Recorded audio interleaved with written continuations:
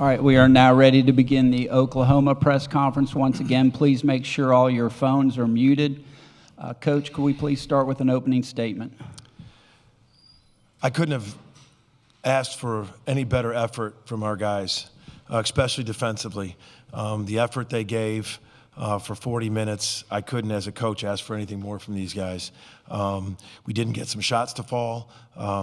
They made two big ones in a row. Caravan made two big ones in a row, but just the one thing I told them, they can't have any regrets. They left everything they had on the floor, guarding a lot of movement, and I thought defensively their effort was outstanding. Thank you, Coach. At this time, we'll open the floor up for questions for the student athletes. Okay, Jaden, can we go in the middle there? Thank you, guys. I would like to ask each of you, the way you guys rallied, falling behind early like that, 11-2, maybe a little bit of nerves being back in the tournament, but falling behind and then being able to rally and finally get the lead in the second half. Does that kind of encapsulate the way this team has played the back half of this season? Jalon, could you answer that first, please? Yes, sir. I think this team has shown, each game that when we get punched in the mouth that we're resilient. We're a resilient team, and we're a connected team. The most connected team is always the team that rallies and comes back and comes together. So I think that was just kind of the character of this team, man. And I appreciate these guys, man, because they put their body on the line each and every game. And for us to come out here and be connected the way we did, man, it's special. Jeremiah, do you have anything to add? Just to piggyback off that, like he said, just being able to fight back through tough times. It was ups and downs throughout the game, and we just did a great job competing to the buzzer said 0-0. Jaden, can we get in the front row here? Jalon, only 2 points in the first half. What did you say to yourself maybe at halftime to try to settle down and get yourself going? Coach Brock uses this phrase, forget about me. I love you, and I think my teammates did a good job of just continuing to pick me up, and it was all about the team. Coming into this, man, we wanted to win this game, and that's all that matters, and I was trying to do whatever to help this team win. All right, Cooper, can we go right there? Guys, you guys have obviously been shorthanded without Sam, but what did you think of Mo's effort tonight? Jeremiah, could you answer that? Mo did a great job. Obviously, he's fasting right now, as people know. But overall, he just did a great job of just continuing to play hard. He gave us a lot on the offense and the defensive end, and we couldn't be more thankful for him. Any other questions for the student? Jaden, can we go in the back? David Hale with ESPN. Jeremiah, I saw on your Instagram that called it a heck of a run here. Obviously, future decisions for you. Is this your last game at Oklahoma? Has that sunk in that this might be the last time you played with these guys?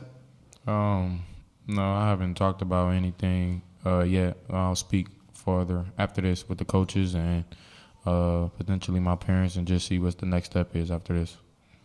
Jaden, can we come all the way up to the front again, please? Jalon, I know it's hard right after the game. Can you try to put into words what these 2 years in Norman, being with the Sooners, has meant to you?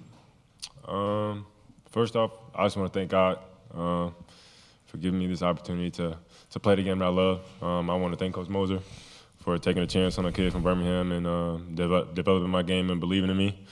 I want to thank my teammates because they became my brothers. They had my back every step of the way. And these 2 years in Norman, man, were special. I've grown as a person and as a player, and I think I'm going to leave here a better man, and I just want to thank Sooner Nation. Any other questions for the student athletes? All right, gentlemen, you're excused. Thank you very much. Thank you.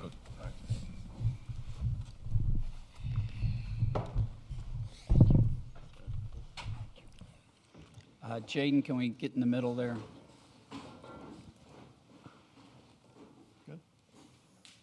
Yeah, Porter, John Hoover, Sooners on SI. The last 3 minutes of the first half, last 3 or so minutes of the second half, no field goals went down. Shot selection, movement without the ball. How did you feel about those 2 periods of the game? It was 54-54, and we had two. We got to the paint and we took 2 shots with some of our guards in the trees, and those are 2 possessions that, and they went. And Caravan hit a 3. It went from 1, then went from 1 to 4. We did the same thing. We got down in the paint. We had one of our guards, again, take a shot in the trees, and then instead of we knew kicking out, and then they had a tip in and went from 1 to 6 on 2 straight possessions of where we tried to take on the trees, and we shouldn't. We were spacing it. I thought we did some things of not having a lot of layups fall early.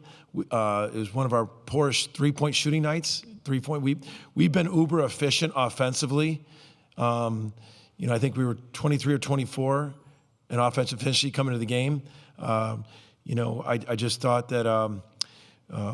But yeah, those 2 possessions, and then we took a 3 and airballed a 3, I think, from the corner and out of bounds play. But the 2 ones that stick out are the back-to-back driving in, and one of our guards trying to take on when we could kick and then play closeout basketball. Those were and they capitalized on it. Caravan, he's won 13 games, I think, in a row, and he showed why. That 3 and then that mid-range shot that he hit were 2 big shots for them. Other questions? Cooper, can we go up front? Yeah, Colton Sully, the Oklahoman. Porter, you started off talking about the defensive effort from your group, and you just mentioned how efficient you guys have been offensively of late.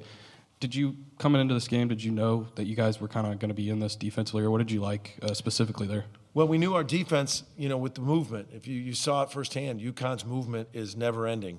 But we got them to the end of the shot clock a bunch. I thought, I think they had 64 possessions. They got 67 points. I think they've been only under 1 point per possession one time all year. I thought Mo obviously we were shorthanded inside when Mo was out. I thought Reed was able to capitalize on that. I can't tell you how much Mo, with the effort he gave defensively and our guards guarding all that movement. We just 3 for 17. I thought we didn't capitalize on a bunch of layups, I thought. But they gave the defensive effort against that offense that we were asking for. With the exception of some rebounds, they got some.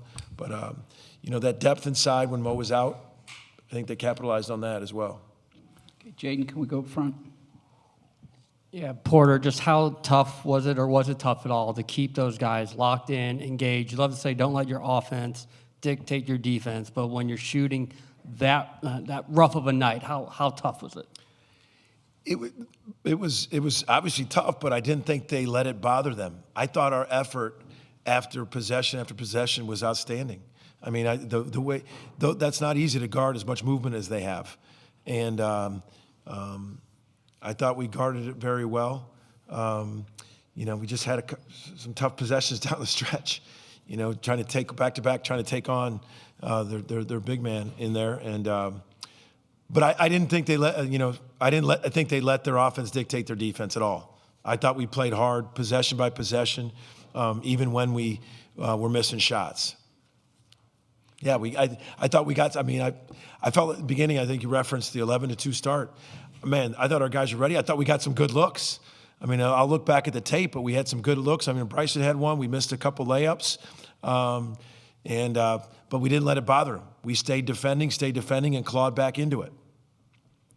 Okay, second row there. Tom Green, 24/7 Sports. Porter, I know yesterday you referred to Jalon as the heart and soul of this team, but for him to have the struggles in the first half that he had, and then be able to kind of battle back and kind of will you guys back into the game there early in the second half, just what does that say about him, and just reflect on his 2 years at Oklahoma? Well, I'll start with that. I thought that was Jalon's best defensive effort of the year.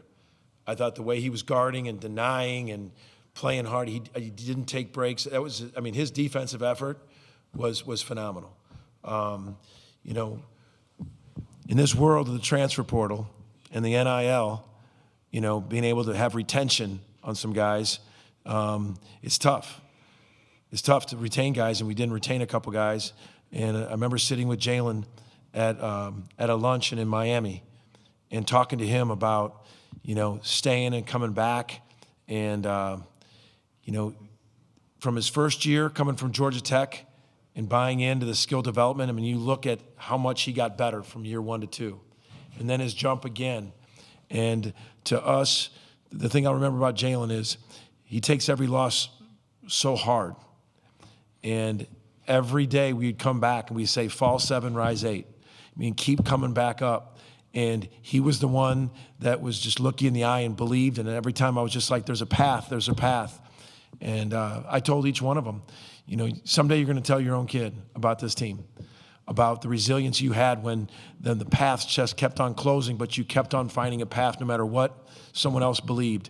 We believed, and Jalon was the leader of that believing. And on one hand, I'm happy that we got to this, but on the other hand, I know him, I know myself, I know the teammates. We didn't come in here just to be happy we were here. I don't think our effort showed that. We just simply had, you know, not a great efficient night on offense. And, but I love Jalon so much, and I'll have a lifelong relationship with him. I can't wait to see his next step, but I'll be forever grateful that he believed and he just kept on getting better. And then he was the resilient through this, you know, crazy season, you know, of 13-0. You know, you look at some of those things.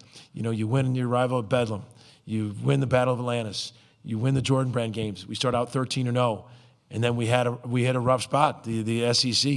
You know, we went in there, we grew through it, we had a bunch of tough losses, but all of a sudden these guys kept on believing, and that's what I'll remember this team by, is that is the adversity we had to go through with this league, and then to keep trying to find a way. And when Sam went out to win, you know, 3 quad 1 wins in a row, win at your rival on the road with your back against the wall, and that's resiliency. And I think these guys will always remember that.